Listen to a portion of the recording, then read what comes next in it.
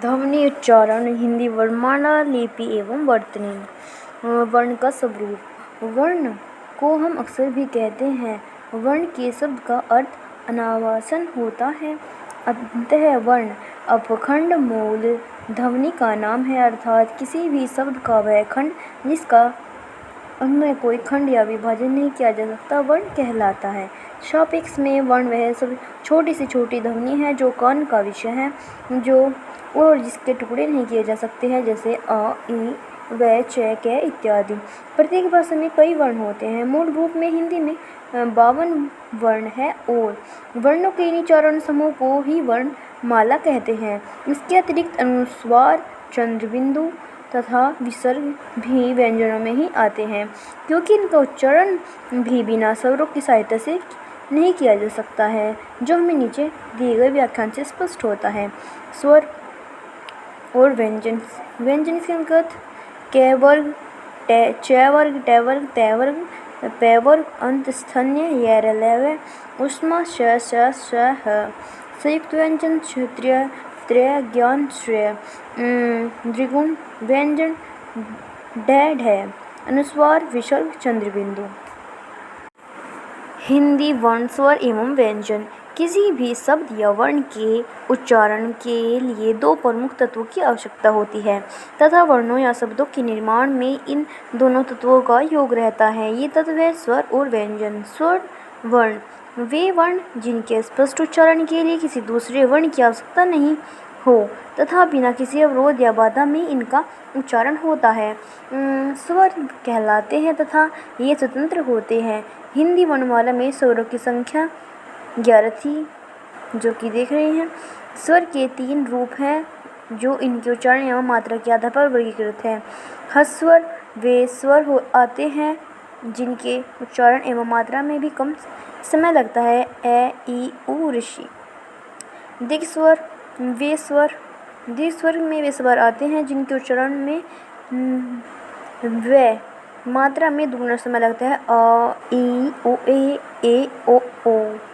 प्लुत स्वर जिस स्वर के उच्चारण में 3 गुना समय लगे उन्हें प्लुत स्वर कहा जाता है। इनका कोई चिन्ह नहीं होता है तथा प्लुत का प्रयोग संस्कृत में होता है तथा वैदिक भाषा में इनका बहुतायत प्रयोग बहुलता से हुआ है। इस पर प्लुत स्वर के लिए 3 लगाया जाता है। दीर्घ स्वर के बाद में हर्ष स्वर के पूर्व उदाहरण हैं ओम तथा राइम। मात्रा तथा उसके भेद। पंडित कामांत प्रसाद गुरुन के अनुसार व्यंजनों में अनेक प्रकार के उच्चारण को स्पष्ट करने के लिए जब उनके साथ स्वर का योग होता है तब स्वर का वास्तविक रूप जिस रूप में बदलता है उसे मात्रा कहते हैं। मात्रा 3 प्रकार की है, ह्रस्व, दीर्घ एवं प्लुत। मात्रा का आधार स्वर होता है, न कि व्यंजन, क्योंकि व्यंजन का उच्चारण बिना स्वर की सहायता से असंभव है। जब स्वर व्यंजन के साथ लगाते हैं तब उनके 10 रूप होते हैं। स्वर एवं व्यंजन के योग मिलने का रूप को ही मात्रा कहते हैं। ये कहा जाता है। ह्रस्व मात्रा को लघु तथा दीर्घ मात्रा को गुरु कहते हैं।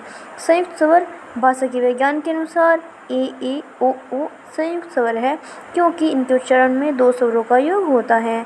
हालांकि मानक हिंदी में 2 ही स्वर ह्रस्व व दीर्घ स्वर को मान्यता प्राप्त है। व्यंजन वर्ण जिन वर्णों का उच्चारण बिना स्वर की सहायता के संभव नहीं होते वे व्यंजन वर्ण के अंतर्गत आते हैं तथा इनमें ए स्वर छुपा रहता है। हिंदी वर्णमाला से स्वरों को निकाल देने पर शेष वर्ण व्यंजन है। व्यंजन में ए स्वर का प्रयोग इस प्रकार हुआ होता है, जैसे कि क प्लस ए, घ प्लस ए। अगर इनसे स्वर ए को निकाल दे तो व्यंजन हलंत के रूप में हो जाते हैं, जैसे कि अदक, ख, ग और घ इत्यादि। स्वरवर्ण स्वतंत्रता एवं व्यंजन वर्ण स्वर पर आधारित होते हैं। व्यंजन की संख्या 33 है। व्यंजन की निम्न 3 श्रेणियां हैं, स्पर्श व्यंजन और वे व्यंजन। स्पर्श व्यंजन वे व्यंजन जो कंठ, तालु, दंत, ओष्ठ और मृदस्थ के स्थान के स्पर्श की सहायता से बोले जाते हैं, स्पर्श व्यंजन कहलाते हैं। ये व्यंजन उच्चारण स्थान के आधार पर एकत्रित हुए कई वर्गों में बटे हैं। वस्तुतः हम इन्हें वर्गीय व्यंजन कहते हैं। इसमें व्यंजन वर्ण के 5 व्यंजन के 5 वर्ग बना दिए गए हैं, जो कै, चै, टै, तै, फै, पै वर्ग में विभक्त है, जो कि निम्नलिखित है। कै वर्ग कै, खे, गै, घै, ढै। चै वर्ग चै, छै, जै, झै, अणै। टै वर्ग टै, ठै, डै, ढै, अणै। तै वर्ग तै, थे, धै, नै, अणै। तै, धै, दै, धै, नै। पै वर्ग पै, फै, बै, भै, मै, जो कि कंठ में उच्चारित है, तालु से उच्चारित यश, मूर्ध से उच्चारित से, स्पर्श और ओष्ठ से उच्चारित पै वर्ग। अंतस्तन्य व्यंजन सेकंड, जिन वर्णों के उच्चारण जीभ, तालु, दांत और ओष्ठ को सटाने से होता है, परंतु यहाँ कहीं भी पूर्ण स्पर्श नहीं होते हैं, अंतस्तन्य व्यंजन कहलाते हैं। ये 4 है, य, रै, लै, वै। ये चारों व्यंजन अर्ध स्वर भी कहलाते हैं। उसमें व्यंजन थर्ड पॉइंट, जिन व्यंजनों वर्णों का उच्चारण घर्षण या रगड़ के फलस्वरूप उत्पन्न ऊष्मा वायु से होता है, वे उसमें व्यंजन कहलाते हैं। श, स, ह, अल्पप्राण व्यंजन, ऐसे व्यंजन जिनके बोलने में कम समय लगता है और बोलते समय मुख से कम वायु निकलती है, उन्हें अल्पप्राण व्यंजन कहते हैं, जिनकी संख्या 30 है, 20 + 10 होती है, जैसे कि कै, गै, ढै, चै, झै, अणै, टै, ढै, अणै, डै, तै, दै, नै, पै, बै, मै, य, रै, लै, वै। इसमें कै वर्ग का पहला, तीसरा, पांचवा अक्षर, चै वर्ग का तीसरा, पांचवा अक्षर, टै वर्ग का पहला, तीसरा, पांचवा अक्षर, तै वर्ग का पहला, तीसरा, पांचवा अक्षर, पै वर्ग का पहला, तीसरा, पांचवा अक्षर, चारों अंतस्तन्य य, रै, लै, वै। नोट, लै को पार्श्विक व्यंजन भी कहते हैं। एक उत्कृष्ट व्यंजन डै, नोट ऋषि को छोड़कर सभी 10 स्वर अल्पप्राण होते हैं या अल्पप्राण हैं। याद रखने का आसान तरीका है, वर्ग का 1, 3, 5 अक्षर अंतस्थन्य, द्विवर्णीय या उत्क्षिप्त होते हैं। महाप्राण व्यंजन, ऐसे व्यंजन जिनके बोलने में अधिक प्रयत्न करना पड़ता है और बोलते समय मुख से अधिक वायु निकलती है, उन्हें महाप्राण व्यंजन कहते हैं, जिनकी संख्या 15 होती है, जो कि कै, चै, टै, तै, फै, चौथा अक्षर, चौथा, दूसरे का चौथा, वो चारों में उसमें व्यंजन शेष है, एक संक्षिप्त है। नेक्स्ट है घोष और अघोष व्यंजन।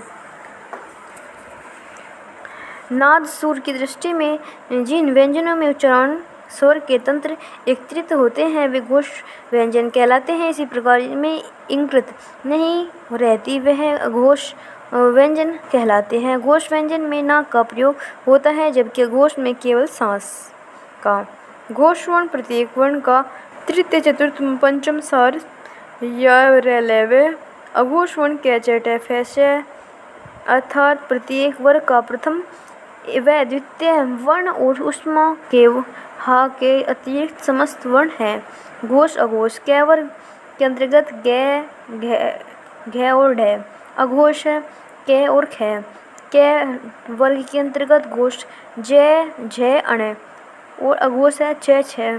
टै वर्ग ढै, ढै, अणै, ढै, ढै और अघोष टै, ठै। तै वर्ग दै, दै, धै, नै और अघोष तै, थै। पै वर्ग बै, मै, भै और घोष पै, फै। हलंत या हलंत, जैसे कि हम जानते हैं कि प्रत्येक व्यंजन वर्ण ए स्वर के साथ मिलकर बना है, हालांकि ए स्वर छिपे रूप में रहता है। इसके अभाव से व्यंजन वर्ण आधा हो जाता है। ऐसी स्थिति में हम व्यंजन वर्ण को लिखते हैं जिस समय चिन्ह का प्रयोग करते हैं, अर्थात हल चिन्ह का होता है, जैसे कै, खे, गै और जै के नीचे हलंत, पश्चिम, क्षार और अनुस्वार। किसी भी व्यंजन वर्ण वर्ग का पंचम या उस वर्ण का अंतिम अक्षर, जो कि अनुनासिक वर्ण भी होते हैं, पंचमाक्षर कहलाते हैं। अनुनासिक वर्ण की संख्या 5 है, डै, अणै, अणै, नै, नै और मै। संधि, दो वर्णों के स्पर्श योग या मेल से जिस विकार का जन्म हो उसे विकार उसी विकार को संधि कहते हैं। अर्थात जब दो वर्ण स्पर्श मिलकर कोई विकार या नए अर्थ की रचना करे उसे संधि कहा जाता है। संधि में पहले शब्द का अंतिम अक्षर तथा दूसरे शब्द के प्रथम अक्षर का मेल होता है, जैसे कि सम प्लस हार संहार, तत् प्लस हित तद्धित, इसे संधि कहते हैं। संधि के प्रकार। वर्ण के आधार पर संधि के 3 भेद होते हैं: स्वर संधि, व्यंजन संधि और विसर्ग संधि। स्वर संधि देखते हैं, जैसे कि नाम से ही स्पष्ट है कि जब दो स्वरों के स्पर्श का योग मेल से जो विकार या शब्द के रूप में बदलाव आए उसे स्वर संधि कहते हैं। जैसे भोजन प्लस आल्य, भोजनालय। यहाँ स्वर ए प्लस आ का मेल हुआ अतः स्वर संधि है। स्वर संधि के 5 प्रकार है: कै, दीर्घ स्वर संधि, गुण स्वर संधि, वृद्धि स्वर संधि, यौन स्वर संधि आदि स्वर संधि। कै है दीर्घ स्वर संधि। दो समान वर्ण के योग या मेल से दीर्घ स्वर संधि बन जाती है, अर्थात पहले शब्द के अंतिम वर्ण में यदि ह्रस्व स्वर या दीर्घ स्वर आए, दूसरे के शब्द के पहले वर्ण में यदि समान वर्ण हो तो दोनों के मेल से दीर्घ बन जाता है, इसे दीर्घ स्वर संधि कहते हैं। नियम: अगर प्रथम शब्द का अंतिम वर्ण ए, आ, ई, बड़ी ई, छोटा ऊ, बड़ा ऊ तथा ऋषि हो तो दूसरे शब्द का प्रथम वर्ण में यदि समान वर्ण ए, आ, ई, छोटी ई, बड़ी ई, छोटा ऊ, बड़ा ऊ, ऋषि का स्वर या दीर्घ आए, ए, बड़ी ई, बड़ा ऊ, ऋषि हो जाता है। जैसे ए प्लस ए आ, ए प्लस आ यस, ई, ऊ प्लस ऊ, बड़ा ऊ प्लस बड़ा ऊ, बड़ा ऊ बड़ा ऊ प्लस बड़ा ऊ, बड़ा ऊ, ऋषि प्लस ऋषि, ऋषि। उदाहरण के लिए अन प्लस भव, अनन्य भव, गृह प्लस ईश, गृह, पृत प्लस ऋण, पृतगण। इस प्रकार ये सब हैं। और उसके बाद है गुण स्वर संधि। गुण स्वर संधि: यदि पहले शब्द के अंतिम वर्ण में ए या आ हो तथा दूसरे शब्द के प्रथम वर्ण में छोटी ई, बड़ी ई, छोटा ऊ, बड़ा ऊ तथा ऋषि हो तो इनके मेल से उत्पन्न विकार को गुण संधि कहते हैं। जैसे ए प्लस ई, ए प्लस बड़ी ई, आ प्लस ई, आ प्लस ई, ओ, ए प्लस ओ, ए प्लस बड़ा ऊ, ए प्लस छोटा ऊ, इसी प्रकार उदाहरण है देव प्लस ईश, देवेश, महा प्लस उत्सव, महोत्सव। इसी प्रकार है ये। नेक्स्ट है वृद्धि स्वर संधि। यदि पहले शब्द के अंतिम वर्ण में ए या आ के बाद दूसरे शब्द के प्रथम वर्ण में यदि ए ओ आए तो इसके केवल मेल से उत्पन्न विकार को वृद्धि स्वर संधि कहते हैं, अर्थात वृद्धि हो जाती है। नियम: यदि ए या आ के बाद ए या ए आए तो वहाँ उनके स्थान पर ए हो जाता है। इसी प्रकार आ या आ के बाद ओ या ओ आए तो ओ हो जाता है, जैसे कि ये। यण स्वर संधि: प्रथम शब्द के अंत में छोटी, बड़ी, छोटा ऊ, बड़ा ऊ और ऋषि तथा दूसरे शब्दों के प्रथम वर्ण में कोई भी भिन्न स्वर आए तो इनके मेल से उत्पन्न विकार को यण स्वर संधि कहते हैं। नियम: यदि छोटी, बड़ी, छोटा ऊ, बड़ा ऊ, ऋषि के बाद भिन्न स्वर हो तो छोटी बड़ी के स्थान पर या यू, ये के और यो हो जाते हैं, ऊ के स्थान पर बड़ा ऊ पर वे हो जाते हैं। इसी प्रकार ऋषि का रा, रे, रो हो जाते हैं, जैसे कि ये। उदाहरण है अति प्लस उष्मा, अत्युष्मा, गुरु प्लस ओदन, गुरुओदन। नेक्स्ट है अयादी स्वर संधि। अयादी स्वर संधि: यदि प्रथम शब्द के अंतिम वर्ण में ए, ओ तथा ओ के बाद दूसरे शब्द के प्रथम वर्ण कोई भिन्न स्वर हो तो इनके मेल में उत्पन्न विकार को अयादी स्वर संधि कहते हैं। नियम: यदि प्रथम शब्द के अंत में ए, ओ तथा दूसरे शब्द के वर्ण में भिन्न स्वर आए तो उनके स्थान पर क्रमशः ए, आ, औ तथा आओ हो जाता है। उदाहरण के लिए ने प्लस इक का नायिका, पो प्लस इत्र पवित्र, नो प्लस इक नाविक। इसी प्रकार ये है व्यंजन संधि। व्यंजन से व्यंजन या स्वर के योग से उत्पन्न विकार या परिवर्तन व्यंजन संधि कहते हैं। अर्थात यदि जिन शब्दों का अंतिम वर्ण व्यंजन हो तथा दूसरे शब्द का प्रथम वर्ण व्यंजन या स्वर हो तो उनके मेल से जो विकार उत्पन्न हो उसे व्यंजन संधि की संज्ञा दी गई है। व्यंजन संधि का संस्कृत में हल संधि भी कहते हैं, जैसे कि चित प्लस में चिंत में, जिक्कत प्लस ईस जगदीश, सत प्लस धन सद्धर्म। व्यंजन संधि संबंधी नियम। व्यंजन संबंधी कुछ नियम बताए गए हैं जिनके अभ्यास से व्यंजन संधि संबंधी त्रुटि को दूर किया जा सकता है। नियम के हलंत च हलंत ट हलंत ते हलंत पे। वर्ग संबंधी।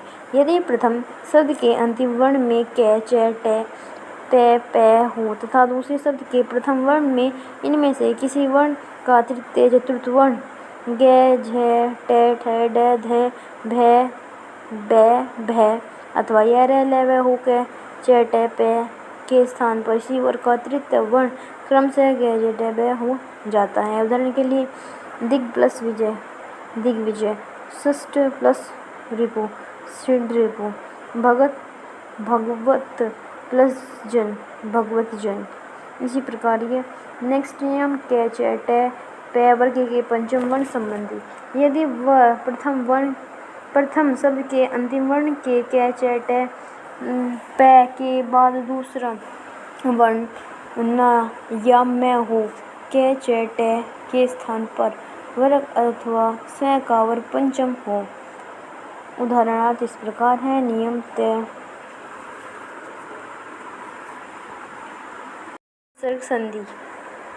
जब विसर्ग के बाद कोई स्वर या व्यंजन आए तो उनके मेल से जो विकार उत्पन्न होता है उसे विसर्ग संधि कहते हैं। यदि पहले शब्द के अंत में विसर्ग हो तथा दूसरे शब्दों के प्रथम वर्ण में स्वर या व्यंजन आए तो उनके मेल से जो विकार उत्पन्न हो या परिवर्तन आए उसे विसर्ग संधि कहते हैं। जैसे नी प्लस चल निश्चल, दुख प्लस पान दुष्पान।